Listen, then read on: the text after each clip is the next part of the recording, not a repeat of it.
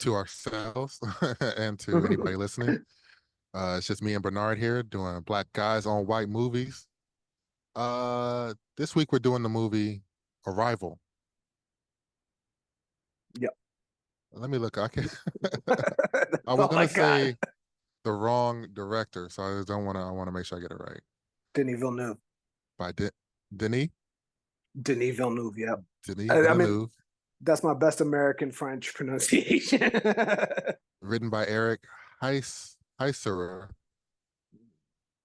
Denis, who also did the Dune movie, so Yeah, he's definitely. kind of the man of the hour, or one of the men of the hour, the directors of the hour, as it is in For the sure. And industry. I definitely feel like this movie is kind of like the calling card or resume builder for something like Dune, right? Like into some bigger sci-fi sort of deal. Oh yeah, I gotta imagine this was huge for him. Yeah. I feel like there's a couple Academy Award nominations or even wins. I think Roger Deakins maybe did some cinematography. I feel like I remember. Uh, yeah, it definitely did. Yeah, best picture, best director, best adapted, best Mm. cinematog, product design, film edit, sound mix, What is happening? What is happening? and it won for sound editing. Golden Globes. Yeah, I mean, she definitely deserves some love too. The actress Oh, Amy Adams. Amy She, Adams. she really carried the movie. She's in like every scene pretty much. So if the movie's good, she's got to be good. I always say that. For sure. But first, a little housekeeping for the pod. We were talking about it earlier, and just for the pace of things, we'll probably stop the pod in its formal incarnation, but it'll continue to exist on YouTube, only on YouTube, probably moving forward. Maybe Spotify. I think Spotify still lets you post for free, but it might even have to be a new account. I don't know, but definitely on YouTube, you can still find us there. That's where the pod will live from now on.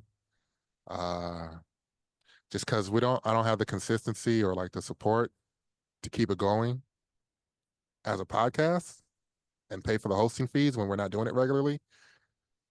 But Bernard and I will still pop out and show y'all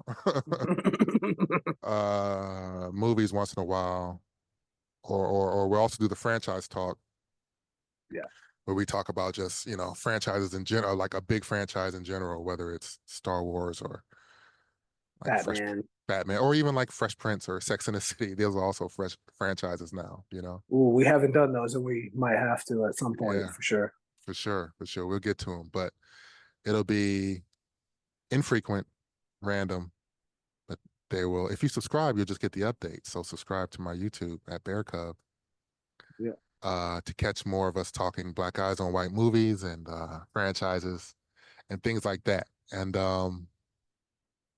yeah, Amon's pretty busy and kind of just hard to keep up with him. So we'll see him when we see him, Absolutely. basically. Just want to let everyone know, those who have listened, we really appreciate that, and definitely something we enjoy doing, and plan to continue in some way, shape, or form. Yeah, because we just definitely like doing these just as friends and talking about these movies and also conjuring a reason to watch random movies, you Yeah, know? exactly. Totally. Especially if it's like a real old movie. And maybe even getting Brandon back in if he's available here or there. Maybe I'll reach out and see if he wants to do a movie or two in the future. But so that's that. And like Bernard said, thanks for tuning in to the pod. But also, once I deactivate or stop the hosting payment, they will only exist on the podcast for 2 or 3 months after that. So a lot of them are, well, maybe not a lot. A bunch of them are on YouTube. Yeah, And I may slowly start to put just the entire Black Eyes on White Movies catalog on YouTube, but that'll be slow because we did a bunch of episodes, so that's something to be proud about, I think. absolutely. Yeah, especially during the pandemic when it was good to have something to do like this. The Bando for sure. Yeah, the lockdown. I guess the pandemic's still happening, Very true. I'd make that mistake all the time. but the actual like lockdowns and the transition and the adjustments. We need an official name for that whole period of time from 2020 to basically 2023. Yeah. Wow. I haven't even thought about that. They need to get a marketing team on it for sure. Yeah, get the Needs to be guys on it. ran. Ogilvy and Mather, what are you doing? Exactly. What is it? Brand Why that. hasn't anybody done this? But yeah, that's that. And now we'll talk Arrival. Um, and we'll get going with just opening thoughts because I think this movie. I'll go first. Yeah, go for it. I enjoy this movie, Mhm. which is why I wanted to watch it, and it really tickles something in my brain about science fiction, and I'm really into alien arrival stories, Yeah. or at least in the last few years, it's really been something. Because I had a couple story ideas, and then I was working on this pilot with a friend of mine that was an alien arrival story too. And I had an alien arrival story, and it's just something that's pretty fascinating to me. How humans will react. That's really like, I guess you could imagine any number of big things happening to humanity. Even before 2020, you would imagine a big pandemic or something, right? A big Yeah. virus. But an alien, actual alien sighting or alien arrival in terms of humanity's history is like, one of the bigger events. It's a top three.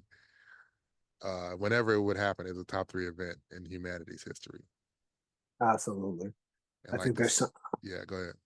I was just gonna say I think that makes so much sense. I think there's something about that idea of visitors from another world that I mean it kind of exists as long as writing and storytelling has existed. There are Yeah, like literally ancient Roman and ancient Babylonian stories that are fairly well known, not maybe in popular culture, but like about aliens. They wouldn't call it that, but we understand it. So even there's something about totally. these sort of stories that like really, yeah, like you said, plucks at some strings in the brain. Even when you look at Roman and Greek myths, for example, Greek Mm-hmm. gods, it's like they're not aliens, but they're beings from somewhere else that Yeah, come and manipulate and are higher levels of existence as we think about it, intelligence over us. And of course, all alien arrivals don't have to be higher intelligence necessarily, but in those Greek traditions, they are, you know, yeah, even like absolutely. It's most religions are like, oh, they came from heaven, they came from another plane of something, reality, existence. Even how, if you talk about it, creator stories and stuff, like all of that is something that is beyond us, you know? yeah, absolutely. It's interesting because recently I was doing some like listening about some Greek mythology stuff and doing a little bit of research into kind of like not necessarily the stories themselves, but like the way that those stories and the religion developed. And it's like really interesting because, when we watch movies like, Clash of the Titans or something, we cast human actors as gods and things like that. And we always talk about how the Greek myths have these like human looking gods. And it's like, if you actually read the stories, that's just how they can appear from time to time.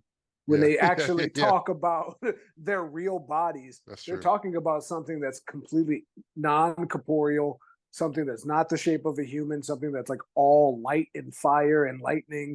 So, Yeah. like, they are beings that are from another place. And there's something about what you were just saying.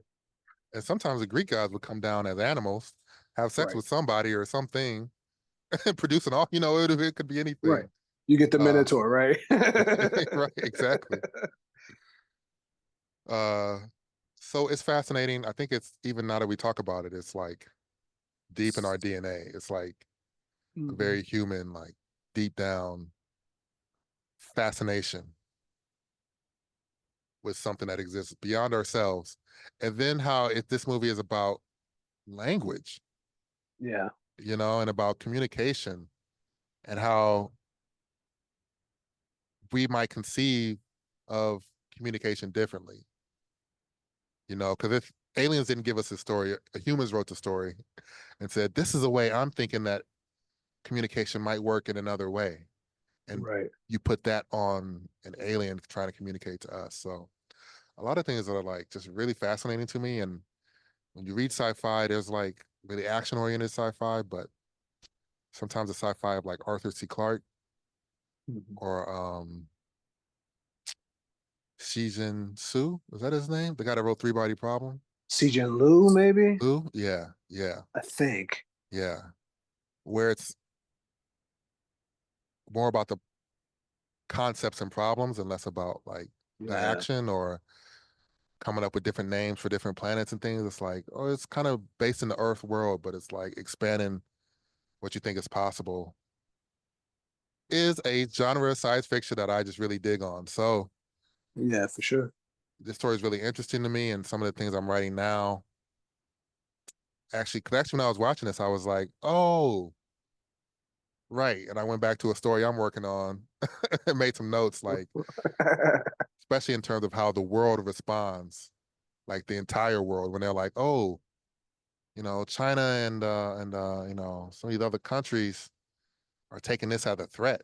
They're arming the nuclear weapons, and that was something that I needed to dig in more on the stories I was working on.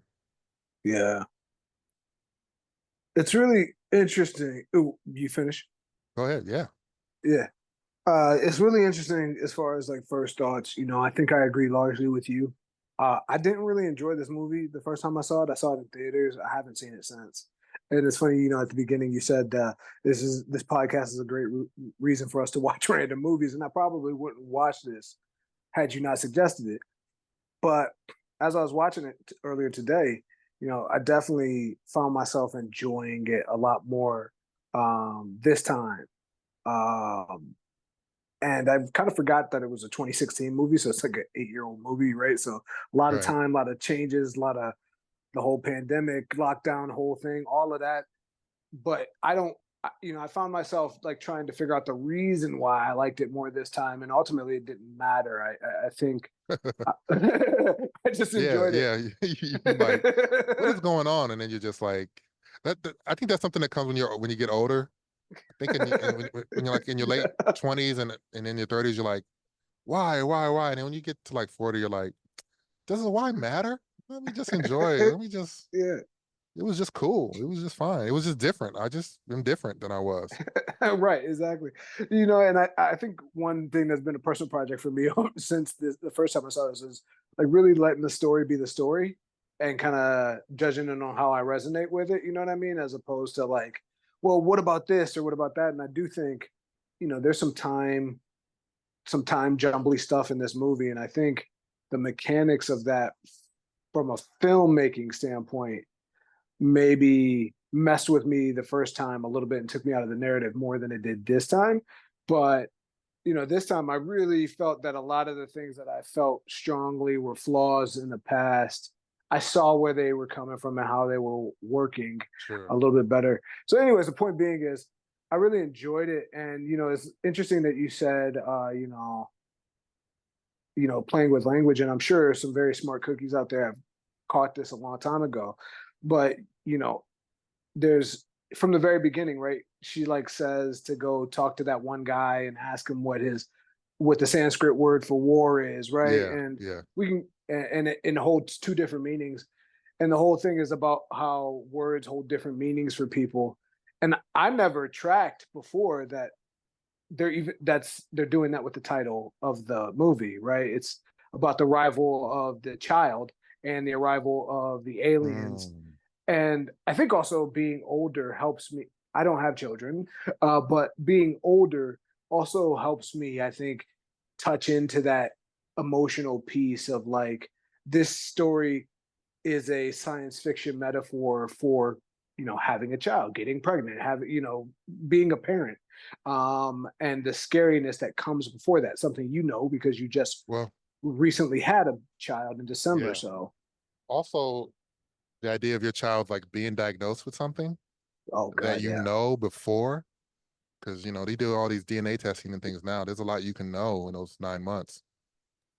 And this was kind of a version of that. It's like, oh, your Yeah. child is born with this, and they're not gonna. This is the kind of the cap for that, and she knows that, and she goes into it. So that is definitely like pretty gut wrenching. Um, there Yeah. was there was some I did stumble on a Reddit thread about that Sanskrit word thing, and sometimes I'm not going to get too deep into this, but I feel like maybe people have always been like this, but now we can see all of it online. So I don't want to say that like people don't know how to watch movies anymore, but that's what it Mm. can feel like when you see that. But I'm sure there was this person about movies in the 70s, 80s, and 90s before there was Reddit threads, that was Sure. like, Somebody why did mimeographed it and put it on a bullet board. yeah. I think the question was like, what what did they mean by that? Because I'm sure that, and they had all these bullet points, and it's like, it's a movie, it's a shorthand. It's Yeah. just saying that, there's an alien invasion. This is the military people. They're trying not to go to war, actually. Yeah. So the fact that it has multiple translations, they're like, actually, somebody was like, that's actually not the word for battle, for war, it's the word for battle. And it's like, maybe the filmmakers knew that, maybe they didn't. War is what we're trying to avoid in the movie, not little Right. battles. And the fact that Right. she has a more calm translation of it, and the other Yeah. guy's Nuanced. translation was like an argument or whatever. It's like, oh, we might need the lady that,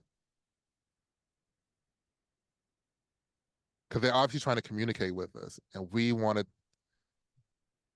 and she had a track record, right, with the Right. Farsi translators, and so we don't want the translator that's like, these do, we don't want the Obama, the Key and Peele Obama sketch where he's like, what you, these aliens said Right. they gonna, boy, they said they ain't taking nothing from us. They said they gonna, you know, we don't want Right. Keegan up there hyping it up. So it's Yeah. it's it's it's all a matter. Movies are not, I'm you sure. they're, Hopefully, they're all metaphors. hopefully, like if you listening to us, you've seen the movie. But like, there's a part where she says, "Go ask this guy the Sanskrit word for war." The general comes back and he says, "What did?" She asked him, "What did he say?" And he said, "It translates to argument." And she said, "No, that word translates to a desire for more cows." Yeah, Right. And so, like that, to your point, like her more nuanced translation hints at language being a product of culture and a product of time, right? Like it goes back to a time when these folks, when cattle rustling was a big part of the culture of the Sanskrit people, the people who spoke Sanskrit. So, right. like, yeah, to your point, they're trying to avoid the simple argumentative, conflictual translation and find something deeper. And this is a problem.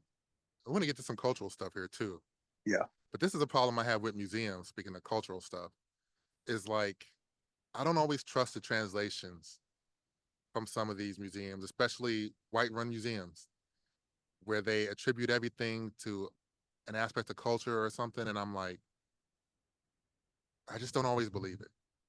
Yeah. This is like your interpretation from a place of privilege to say that these people live like this, and sometimes it doesn't, to me, include like how people could live day to day. And they're like, Yeah. everything is like, they did this for religious reasons and they did that for religious reasons, and I'm like, I just don't know that people were living that intensely religiously, all of them, in a village or a town or whatever, Right. in whatever period of time. It's like people say like the oldest occupation is, they'll say prostitution, but I actually think it's marketing. People Yeah. always had to sell stuff, even if it was themselves. They had to let you know Yeah. there was a product and let you know what I mean. So they're like, this was religious. It's like, well, if I buy like some drapes now that have crosses on them, there's a religious significance, but I'm not. That's not part of my worship. it's Yeah. it's it's it's a marketing thing to tap into something that I say I believe in, or that I'm trying to present to people that I believe in, but it's not always about. So sometimes the interpretation, and that's what this movie is like. It's like getting the right person to translate this was absolutely key for this whole movie. That's why the Yeah, rest of the world was ready to go to war, and she was the only one. It had to be her. And when I think you think about it like that, like movies are about a person, not right. anybody could do it. It was about her. She was the only one that could have this outcome. Yeah. No, I think that's really interesting, and I thought they did a very good job in this film doing that, setting up the reasons as to why it was her and why it was always going to be her. You know, once Yeah, you get into the time, yeah. The time. but yeah, yeah, very, very, very mind bendy on that time aspect within this film. The idea that you learn someone's language and you kind of start to think like them, and there's a point where they talk about Portuguese. They make a reference to Portuguese, and it's kind of a famous anecdote that there's a word in Portuguese, saudade. I'm probably butchering that pronunciation, but it doesn't translate into anything in English. Like it's like the closest thing I think is like a wistful longing for the feeling that you get from returning home after not being there a long time, and this is like it's a wistful feeling, and Yeah, it's like that's the closest we can get to describe that. So it's like that, and it's an emotion, right? It's described as an emotion in Portuguese. So the idea that there's even a different emotional reality based on language, right? It's an emotion that we don't have and don't have a word for.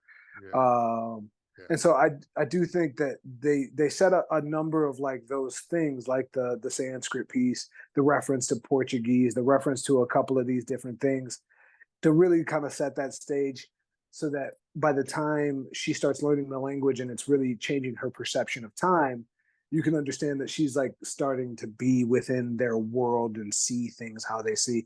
I just thought they built that logical leap pretty well in the movie. yeah. It was interesting because there were times, definitely in the first hour, where I'm like, oh, a lot of movies are just about explaining a thing. She's like explaining linguistics, Right, right, right, a right. lot. It's like, oh yeah, you have to understand. You can't assume that the viewer knows, Right.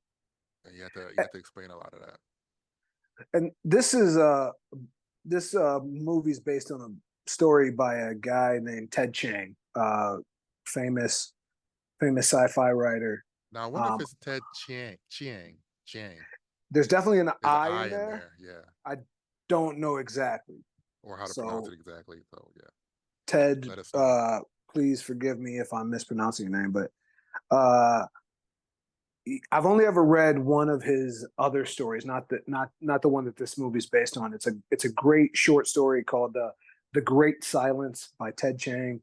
Highly recommend anyone check that out if you're interested. I looked it up again today and actually reread it again today once I looked it up and started rereading the beginning of it. Um, and you can find it with an easy Google search. It's online, but it's kind of similar to this in the sense that like he takes kind of this high concept idea, this like high concept like science question, and then like and then like by the end it kind of makes this emotional turn that's like, oh man, that's actually heartbreaking. You know what I mean? Hmm. And Hmm. so it's funny, as I was watching this movie, I hadn't read that story the first time I'd seen this movie, and having read it since, and now watching this movie the second time, I felt it was very similar, and it reminds me of like kind of like movies like Contact, definitely, but like the beginning of it's very sciencey, very Yeah, building out everything so that by the time you get to the sharp emotional turn, you don't question that piece of it. yeah. I have to check that out. Contact's another great example of the kind of slow build sci-fi, like exploring possibilities, Yeah. especially with like Earth as the base. Like base is familiar. Yeah, Earth is the planet we know, and then who knows what happens. yeah. I remember when this movie first came out, and it was just a couple years after Interstellar. And when I first saw it the first time, I definitely felt like it was a lot heavily influenced by Interstellar, and that may or may not be true, but definitely on this watch, it screamed a lot more Contact to me. Yeah, yeah. So, um, also it is interesting. So they go and the aliens arrive. They do a good job of like giving us a lot of information in a short time, so we don't live in the arrival. It's like they're here. She's trying to teach a class, and like nobody shows up to class. Like we Yeah, get it, we get it. And then the army is like shows up at her place. Then they show up at her house with the helicopters outside. You hear the sound. Great sound design in this movie too. great sound design. I'm not sure what accent Forrest Whitaker was doing. I felt like it was maybe Boston or Massachusetts, like he had some of that stat. You know what I mean? It was weird, And then I don't know why. Why did he need an accent? and it kind of came and went. It came and went. It came and went. Who whose idea was this? Forrest. We love Forrest Whitaker, Yeah, he's great. He just need, and but I he's don't know what great was in that. going on with the accent. He was great in this movie. He's great in the movie. The performance is phenomenal as like a kind of no nonsense army guy. Yeah, very Yeah, concerned, but like he did a great job of balancing like I got to be a hard nosed army guy, but also like I don't want to go to war, and I have that empathy for another yeah, person or like for this lady and for what she needs to do and the stakes of her job. He really was a character that conveyed the stakes of the yeah. stakes of the movie. And I think to your point, like even his last line of the film, you know, after they kind of think that everything's going to hell in the end of the movie, he walks up to Jeremy Renner and Amy Adams' characters and he says, you did good work, good luck. Yeah. And then he turns around and walks away. And then like Jeremy Renner's like, "Hey, Colonel," and he does not turn around. The camera does not show us him. Yeah. He's just walking away, and I thought that was like a great moment that kind of spelled out everything that character was. Like you just said, like he was empathetic. He was sorry it didn't work out. He really genuinely wished them well. But once his interaction with them was, Yeah. Once it was he's done, he he's just on to the next thing. he's like, yeah, I got to go save the world another way. It didn't, Um. So yeah, the aliens come, their ships. Also did a great job when they had a voiceover like midway through the movie. It was like there's no radiation. The ships don't interfere with light waves. It just emphasized that they have a technology beyond Yeah, us. They figured out some things that we can't. And we see the aliens early. And I remember in the movie, this was like in the theaters. Very well done to create a sense of fear and yeah, awe. And I remember the sound design also being booming when we would be in the space with the aliens. And that was just incredible. And the idea of what they look like, they're almost like monoliths in a sense, just yeah, these giant black beings with what, 7 legs, heptapods, yeah. seven I think legs, so. 7 limbs, and just these long bodies, but like no eyes, no ears, no inputs or outputs that we can Yeah, tell. yeah. They're kind of like a walking octopus almost, Kinda, but but like also kind stiff. of like stiff. And also, you broke up a little bit, so I don't know. You were saying something funny, I'm sure.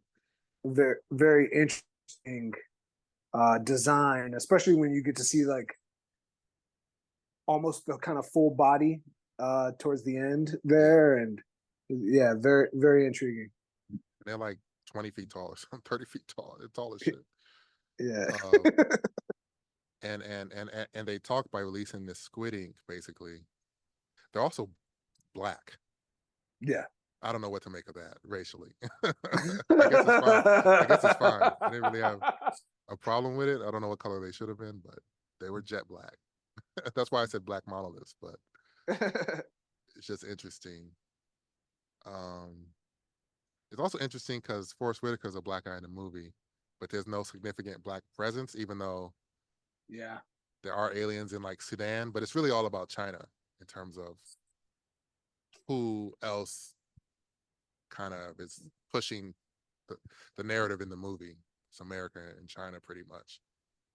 I felt it's interesting because obviously it's been 8 years and there's been a lot of things going on in the world that the things that this movie was playing on at the time have just continued forward as things do. But like it is interesting as I was watching, I was like, yeah, this is very concerned with like mid 20 teens like concerns, right? Like Yeah. the rise of China, the belligerence, which we've in some ways seen play out, and kind of the ongoing miscommunication with Russia and that kind of building thing. And then just like with the exception of Forrest Whitaker, I mean, obviously Jeremy Renner, Amy Adams, they're still huge stars, but like I felt like there was also like kind of all the hits of like mid 2010s were in this movie. I don't Yeah. I don't say that in a bad way. Well, the one thing that was missing with with the Jeremy Renner character is like there was like no chemistry with these two, Yes. and that would have been Yes. nice because we're supposed to believe that they get married later and have this daughter, But I kind of just didn't believe that they had any romantic future together. That was a big obstacle for me that first time I saw it. I still did not think the chemistry was there, but again, like I said, I did enjoy it more this time. But yeah, I don't I didn't feel that chemistry either. It was kind of I mean, again, if we're to compare it to Contact, I mean, Jodie Foster and Matthew McConaughey lighten up the screen. Right now. But like, so this movie, cultural standpoint, it is also, um, and I haven't read Ted's short story. I'm sure it's a little different. And like in Ted's short story, there's no reason for the aliens Oh, okay. revival. It's not, oh, in the future we'll need you. It's anything like that. That was something for the movie. I understand it's for the movie, and it gives you an engine and it gives you a reason for things. And a book can be more just like think about what I just wrote. Right. But that being said, in this movie being an American-made movie, a white movie, there's very much this fantasy of finding another culture, Yeah. learning something from that culture that helps you, and then maybe one day paying it back. Like almost a Yeah. rewriting of the white man to America or to Africa or anywhere. Let's be honest. Like it's Yeah. like a fantasy version of that, I think, in the And it's interesting. subconscious. Sorry. It's definitely interesting because I feel like the script definitely calls out like colonialism in a couple of key places.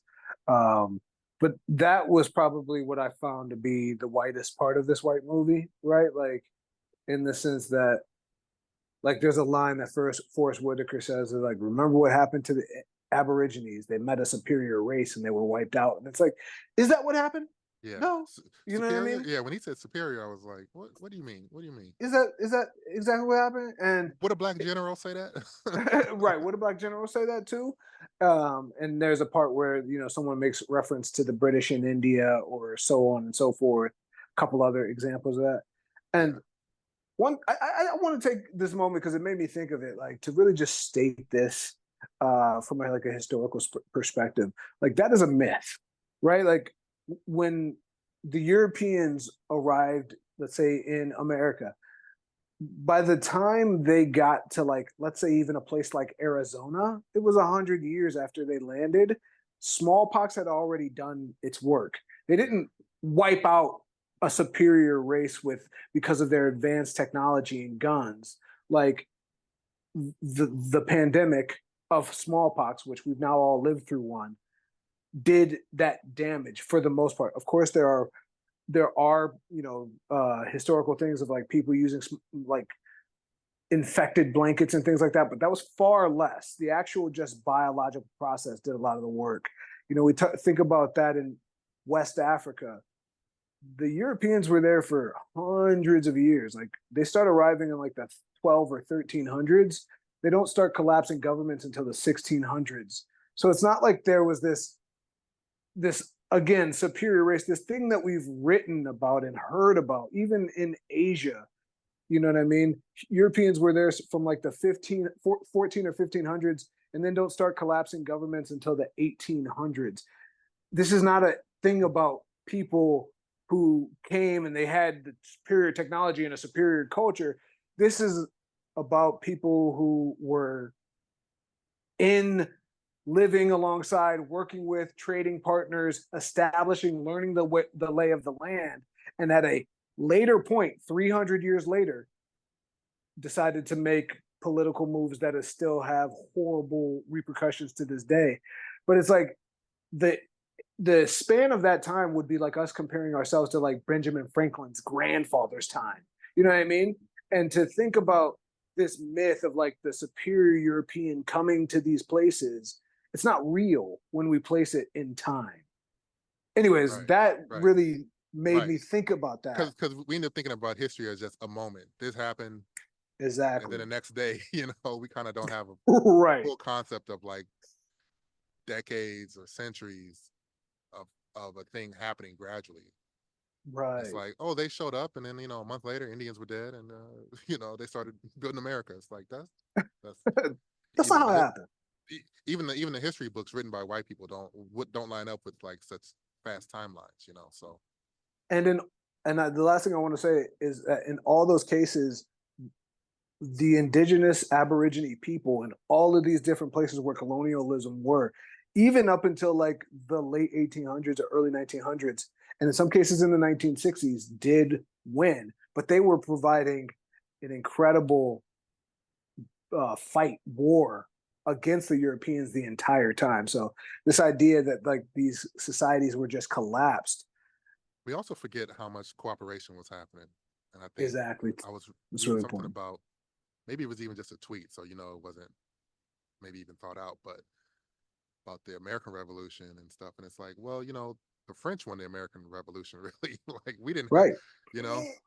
So like, and like, oh, the Europeans came to America, like the Europeans. Right. It wasn't one country. It was a bunch of countries pulling a bunch of different resources and knowledge, Right. not to mention diseases. You know what I mean? That came to a land. And there's this great book, 1491, that talks about what America was going through as a land before, Yeah. like the Columbus, landed here in 1492. That talks about other factors that contributed to what happened. So Yeah. just to echo onto your point, Before we move on, I just want I love that cooperation piece of it too, because like even like the American Revolution, like not only did the French win it, but like I think so did like the Cherokee, right? Like right? Yeah, you know what I mean? Like these were huge nations that it was a combination of multiple nations fighting basically exactly the British, basically. for complex socio-political reasons, and like we really flatten it out with this myth of like the superior race of the Europeans. Yeah. Another thing in this movie, and they're like, this is something they say in Three Body Problem in the books, at least. In the books, the Three Body Problem, and apologies if you haven't read it, but we're on a sci-fi kick. The aliens call the humans like your ants. I think they say ants in the book, or at least in the American translation.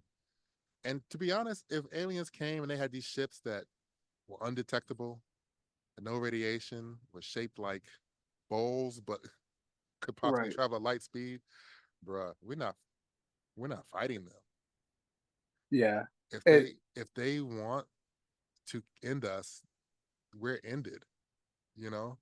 So just the fact that, and I think that's kind of what the movie's getting at, like, oh, they landed in strategic locations, and even before they got her, they played her the recording. So it's like some part of them wants to communicate. It's yeah, like right then, it's like, okay, they don't want to kill us or harvest the planet. They would have just done that. absolutely. They would not have. Absolutely. In the book, The Hitchhiker's Guide to the Galaxy, for instance, funny book, really funny story. When they come to take Earth, they need to clear Earth to make space, make room for a space freeway or something like that. Yeah. They just do it. At some Yeah. point, there's an announcement, and they're like, "Oh, Earth is gonna be destroyed in like 30 seconds." They literally give them like no time, and then the main character hops on a ship with another alien, and when he turns around, Earth is gone. Yeah. There's It's no done. like debate or like, "Hey, Earthlings, let's talk." They're like, "Hey, we need to clear this. It's gonna be done in like 20 minutes. You got 20 minutes to like have sex one last time." It's funny because it's one of the thing about like alien contact movies, and certainly I don't know how much we've talked about it on this podcast, but you personally know my feelings about AI stories. Yeah, But like, yeah, the the idea that like something that we don't think anything like wants the things that we want, you know what I mean? Is right, right, right. always funny to me. And Well, that's like, also like from the white yeah, point of view, right? for It's sure, like for sure. everything thinks like I do. Everything wants what I want. Everything reacts how Right. I would react. Right. My point of view is universal, Is the point of view, the only one that exists. the default. Yeah, and it's always funny to me, like in movies like Independence Day or War of the Worlds. I enjoy them and stuff like. But yeah, no, we're not winning. Like if something could make it here, it's over. Right. Just that. If you could make it here from somewhere in the galaxy, The we technology can't is do what. that. We can barely make it back to the moon.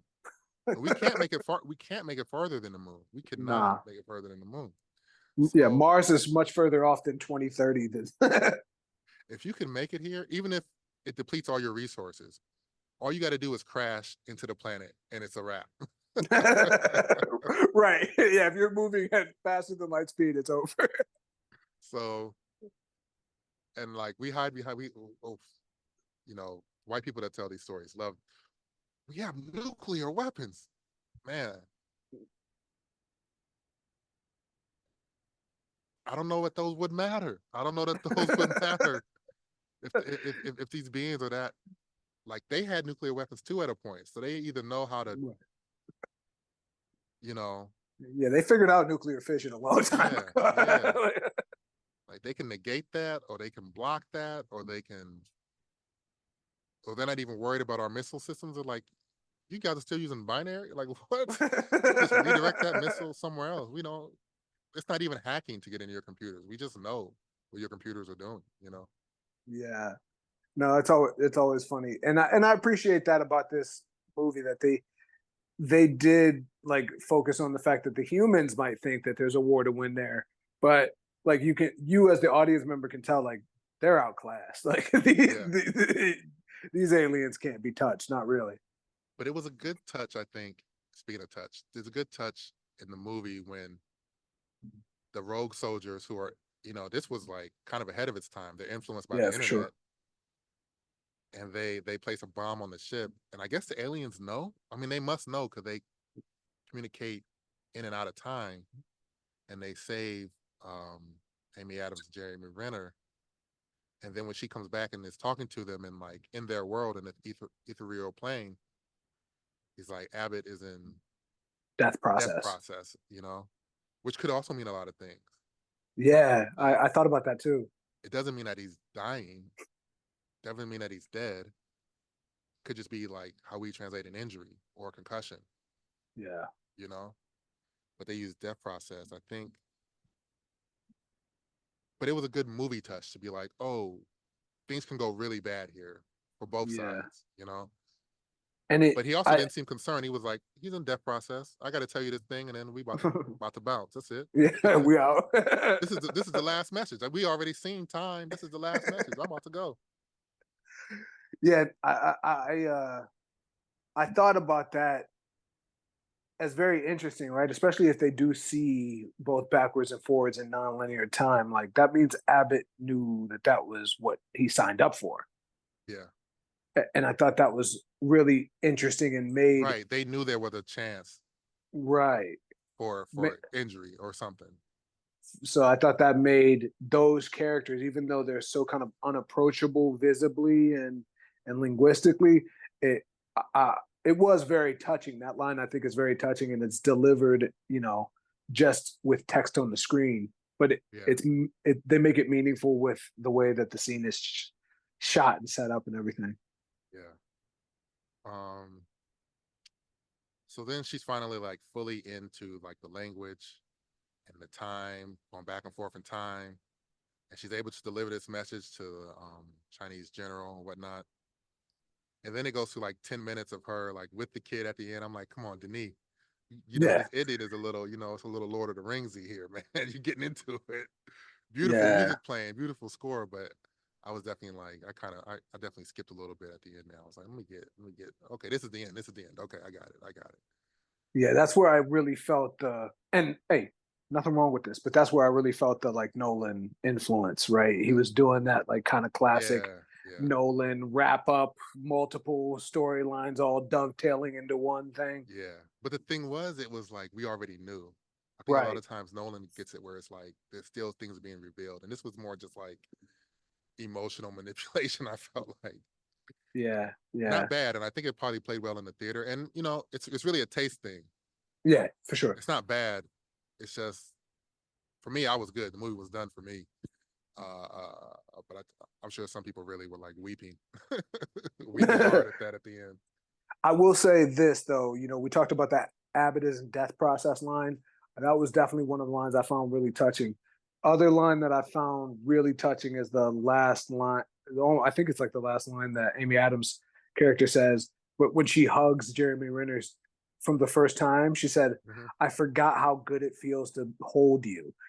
Mm, And I was just, because she's now seen the future that they're going to have together. And yeah, that is a very emotionally touching line that also plays with all the time bendy yeah, shit. I like the I part love that line. where the daughter was like, "What's it mean if it's like you know a certain situation?" And she was like, "Win-win." Mm, She was like, "No, more sciencey." She was like, "Ask your father." And then like the scene goes on, and he says, "We're in a yeah, zero-sum game," and she's like, "It's zero-sum game." I was like, that was a perfect way to show us how time yeah, is influenced by her learning this language and she's seeing her future and stuff. It would be really, I mean, you know, I don't want a sequel to this movie or anything, but yeah, it is interesting to think about. She teaches this language and it starts to affect hundreds and thousands of people, right. start to see time differently. What is the future of humanity from something like that, you know?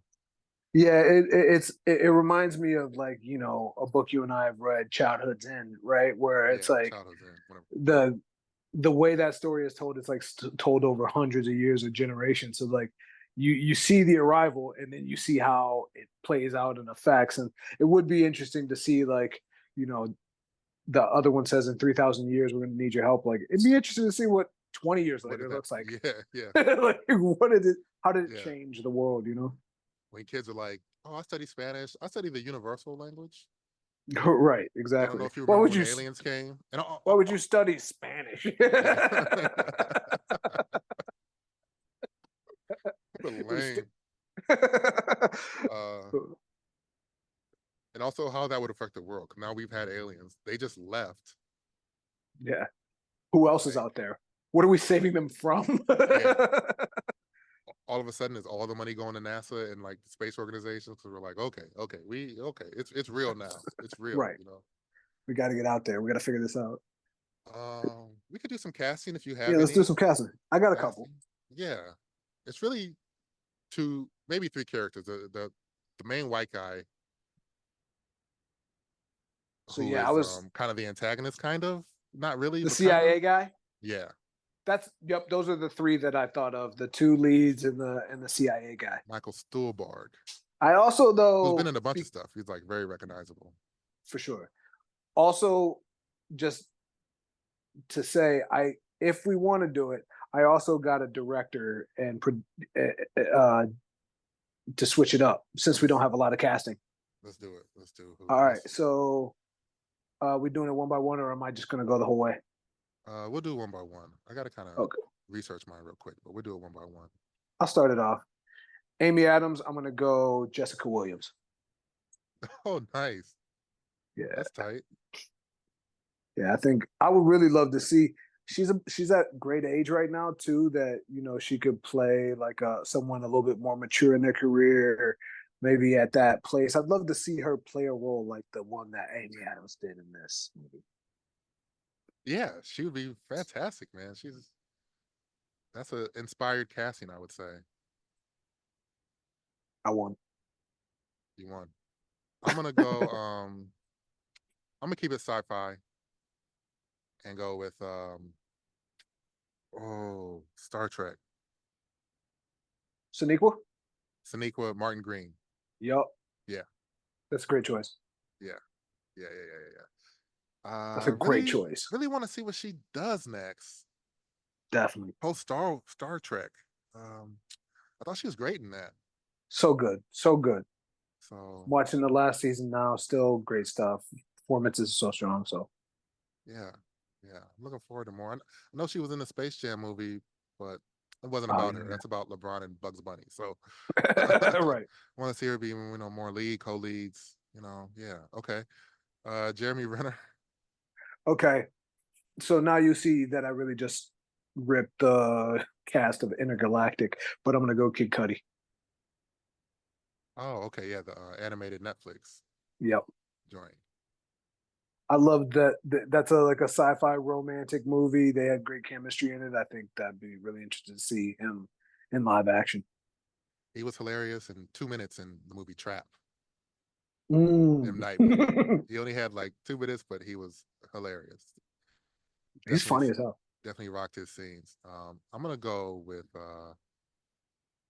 Shamir, Shamir, Shamier Anderson, who is the black Mm. guy in John Wick 4, the new Oh, John okay, Wick, yeah, who's yeah. like hunting Wick at first. Dark skinned He dude. has like a dog. Yeah, yeah, yeah, yeah, Yeah, yeah. yeah, for sure. He was great. I'm gonna go with him. I like him. Also, another one. Oh, his younger brother is Stephen James, the Okay, actor. I thought that was that actor. Okay, yeah, yeah, yeah. He was Wait, on these guys are Canadian. I oh gotta for pull sure it they're back. I gotta pull it back. I gotta pull they're, it back. they're Hold on. definitely Hold on. From Toronto. No, no, sorry, no, sorry to all no. my Canadians. I love Toronto, favorite city for sure. No disrespect. No disrespect. I'm gonna go with I'm gonna recast this though. Hold on. I had someone else in mind too. Uh I'm gonna go with my guy from the boys. oh, Laz Laz Alonso. Laz Alonso. Yeah, that's great. Laz is great. Black Latino. Yeah, for Brother. sure. Yeah, Laz is great. Laz is great. No disrespect to the Canadian. Yeah, Shamir Anderson. You no disrespect. He's got It's a it's between the two. We got to do a chemistry test with Sneakwa, so that's what yeah. it is. You gotta see what it is. Yeah. No, he's in. There's a like a Alien Arrival show on Apple TV. I can't remember what it's called from a couple years ago, but very like real world today. What if they showed up right now? He plays a soldier in that, and that's the first time I saw him and was like, oh, "This is Stephen James' brother." Like, I didn't even know that they had that both of them were actors. But I had no idea. Okay, and then I'm gonna keep Forrest. yeah, you gotta keep Or Forrest. I don't know. We'll put a white guy in there, maybe. I don't know, but otherwise, keep Nah, Forrest. keep it Forrest. For sure. For the CIA guy, uh, I want to go with another HBO original classic actor, just like the actor who plays in this movie. But I'm going to go with Wendell Pierce. Always a winner. Always a winner. Wendell Pierce. Yeah, go Wendell Pierce. He kind of plays a well, he does play a CIA guy in Jack Ryan, but I would like to see maybe this more antagonistic version. I'm gonna go with Commander Locke. Oh, Harry. Harry. Damn, it's not Locke. I almost said Harry Locke. Right. Right. Lennox. Lennox, yeah, yeah, Harry Lennox. Yeah. Yeah. Great, Just because great actor. that's like the same role he played in the Matrix, basically. He always plays the very like serious, dour Yeah. government functionary dude. But he's never like the ultimate hard ass. He's always like, well, I see your point at the end. Right. I just needed to do what I had to do. Just had to do what I had to do. All right, man. I think I would really love to see that. All due respect to Denny, I think it's a great movie. Really enjoyed it, man. I'd love to see what Barry Jenkins do with this. I feel like from like the level of like the attention to sound and cinematography. I feel like Barry is also on that wave and would do something really cool here. For sure. I hadn't thought about a director. Yeah, not necessary. Stretch goal.